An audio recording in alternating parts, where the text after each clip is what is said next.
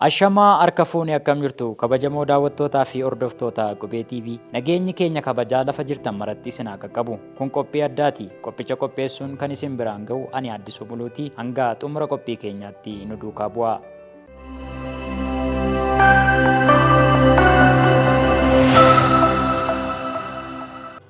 Qote bultootaa fi lammiilee hojii xixiqqaa irratti bobba'anii rakkoo maallaqaan jireenyi bitaa itti galte bayyanachiisuu bu'uura godhachuun seera daldalaa Itoophiyaa keeyyataa 304 ka'umsa godhatee bara faranjootaa 2004 keessa tokko jedhee hojii kan eegale baankiin hojii gamtaa Oromiyaa bara 2005 baatii bitootessaa keessa immoo hojii idilee isaa ifatti eegale.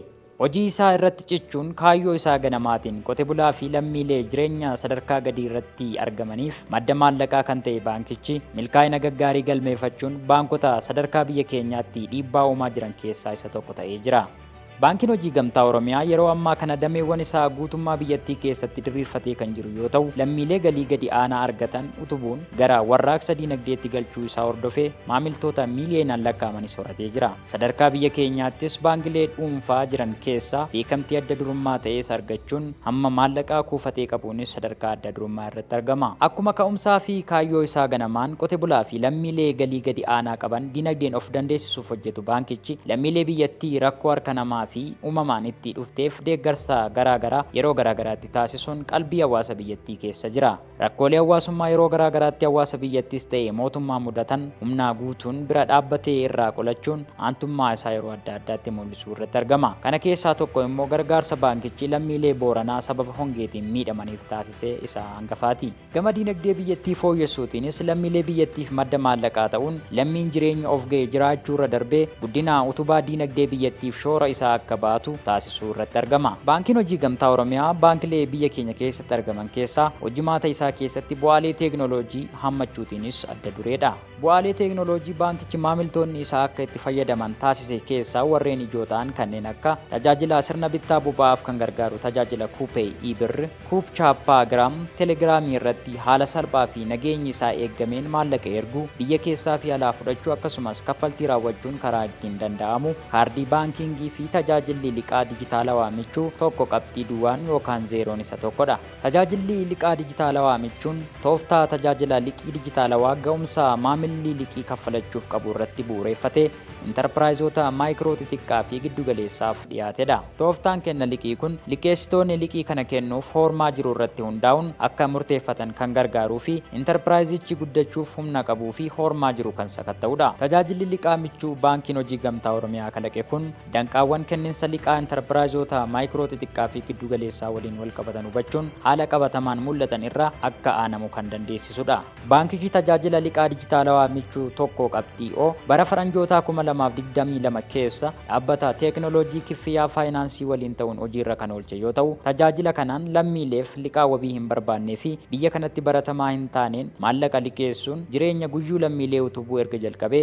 amma waggaa tokko guutee jira. Turtii waggaa tokko kana keessattis kenna tajaajila liqaa fi qaqqabamummaa isaa daran babal'isuun dhiyeessii kaapitaalaa hojii daldala maayikiroo xixiqqaa fi giddu galeessaa uumuun kanneen daldala irratti bobba'an deeggaree humneessuun cinatti lammiilee biyyattiif carraa hojii bal'aa uumee diinagdee biyyaa guddisuu keessatti shoora olaanaa baatee jira. Tajaajila liqii dijitaalawaa michuu tokko qabxii O kanaanis hanga ammaatti lammiilee 100,000 fi 13,000 oliif qarshii biiliyoonni 1 fi miiliyoonni 300 ol akka liqeeffame kan himan immoo pireezidaantii baankichaa obbo Darrabii Asfaawudha. Akkuma gabaasa irratti ibsamu yaalametti gara haga ammaa nama 113 ol liqii kana argachuu danda'anii jira. Maallaqni kennameefis biliyoona 1 fi miiliyoona 300 ol jechuudha. Haga ammaa kan siistama irratti galmaa'ee dhufe gara nama 285 oli. Obbo Darribeen akka jedhanitti tajaajila liqaa dijitaalawaa michuu tokko qabxii O kanaan dura hojiirra oolfame irratti qorannoon adeemsifamuu himuun tajaajilichaan hammi lammiilee fedhii liqaa argachuu barbaadanii akkasumas hangi maallaqaa isaan argachuu barbaadan walirraa fagoo ta'uu isaa hubachuun tajaajila liqaa dijitaalawaa kanaan dura michuu qabxii O ture gara michuu 2 qabxii O'tti ol guddisuu isaanii himan. Guyyaa har'aa tajaajilli baankiin hawaasa bal'aa keessumattuu jiruu fi jireenya isaanii fooyyessuudhaaf daldala keessatti hirmaatan faayinaansii argachuun rakkoo guddaa ta'uu hubachuudhaan waggaa tokkoon dura michuu tokko qabxii duwwaa yookaan tokko oo kan jennu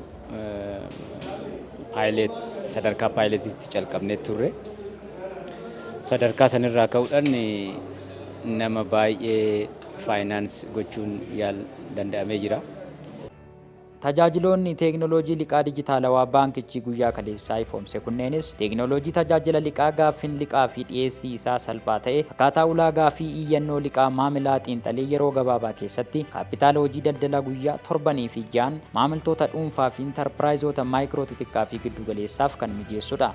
Tajaajilli baankichi guyyaa kaleessaa ifoomse kun tajaajiloota lama yoo ta'an isaanis tajaajila liqaa dijitaalawaa michuu guyyaa fi tajaajila liqaa dijitaalawaa michuu wabiiti. Haaluma kanaan tajaajilli teekinooloojii dijitaalawaa liqaa michuu guyyaan tajaajila maamiltoota daldaltoota hojii bunaa fi shayii fi daldala kana fakkaatan dabalatee daldaltoota maayikiroo fi hojii daldalaa xixiqqaa irratti bobba'aniif kan qophaa'e akka ta'ee fi liqiin michuu guyyaa fedhii hanga kaapitaala hojii maamilaa kanneenii giddugala akka godhatee fi tajaajilichaan maamiltootaaf liqiin qarshii 2,000 hanga 15,000 shaniitti kan kennamu ta'uu himuun yeroon kaffaltii isaa immoo yeroo turtii torbee tokkoof turu ta'uu obbo Dirribeen himan.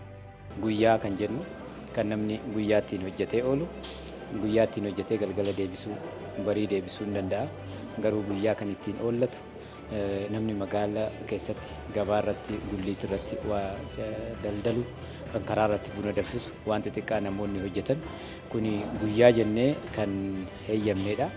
Maallaqa muraasan karaa salphaatiin akkaataatti argachuu danda'an guyyaa ittiin oolmaa keessan mijeessa, guyyaa ittiin hojii ittiin milkaneessa, guyyaa keessan akka hin taanetti dabarsuurra hojiidhaan oolaa waan guyyaa ittiin ooltan baankiin keessan baankiin hojii gamtaa Oromiyaa karaa kanaan tajaajila michuu moobaayiliidhaan liqii argattanii ittiin hojjettan jiruuf jireenya keessan fooyyessitan kan jedhu tajaajilli har'a hawaasaa beeksisne kun tokko guyyaa kan jennu kana jechuudha. Maamilli tokko tajaajila kana argachuufis ragaaleen isa barbaachisan herreega baankii hojii gamtaa Oromiyaa qabaachuu, maamila hojii daldalaa irra jiru ta'uu, bilbila ismaartii Androidiin isaa 5 fi isaa ol ta'e qabaachuu akka ta'e faatu ifoome. Tajaajilli teekinooloojii liqaa dijitaalawaa michuu wabiin immoo baankichi mataa isaatiin karaa itti lammiileef wabii ta'uudha kan jedhan obbo Dirribeen maamiltoota dhuunfaa fi dhaabbilee daldala maayikiroo xixiqqaa fi giddu galeessaa irratti bobba'aniif kan kennamu ta'uu fi liqichaanis kaapitaala hojii daldalaa ji'aaf barbaachisu guutuuf kan kennamu ta'uu fi ji'a tokkotti tajaajilichaan maamilli hanga qarshii 100,000tti argachuu akka danda'amutu himame.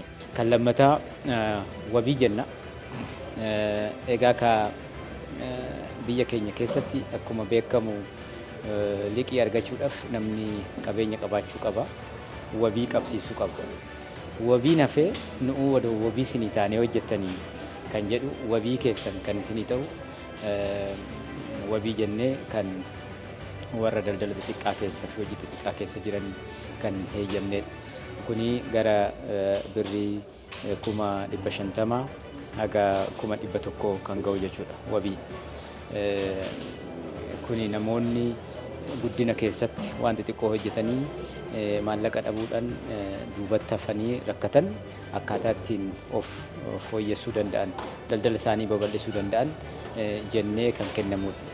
Ragaaleen tajaajilichaaf barbaachisanis herreega baankii hojii gamtaa Oromiyaa qabaachuu, waraqaa eenyummaa gandaa, eeyyamaa konkolaachisummaa fi paaspoortii haaromfame qabaachuu, hayyama daldala haaromfamee fi lakkoofsa addaa kaffalaa gibiraa qabaachuu, barreeffamaa hundeeffamaa fi dambii ittiin bulmaata dhaabbatichaa fi lakkoofsa addaa kaffalaa gibiraa hojii gaggeessaa dhaabbata dhuunfaa itti gaafatamummaan isaa murtaa'e, waldaalee hojii gamtaa, walta'iinsa adda addaa kanneen kana fakkaatan akkasumas bilbila ismaartii Androidiin isaa 5 fi isaa ol ta'e qabaachuun fa'aa akka barbaachisutu himame. Sirni liqaa kun odeeffannoo maamilaa ilaaluun liqicha kan dhiyeessuuf ta'u obbo Dirribeen itti dabaluun himanii jiru.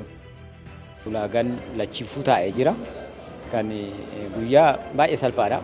Namumti karaarra jiru hojii hojjetu hojii isaa mirkaneessee akkaataatti fudhatee hojii hojjetudha. Baay'ee salphaadha. Kan wabii ulaagaan irraa eegamu heeyyama daldalaa qabaachuu, tiinii qabaachuu waan akkasii jira. Isa soo ta'e moobaayilumarraa dokumentii erguu hin danda'a. Garuu baankitti deemanii herreega bananii qusannoo gaggeessuun baay'ee murteessaadha.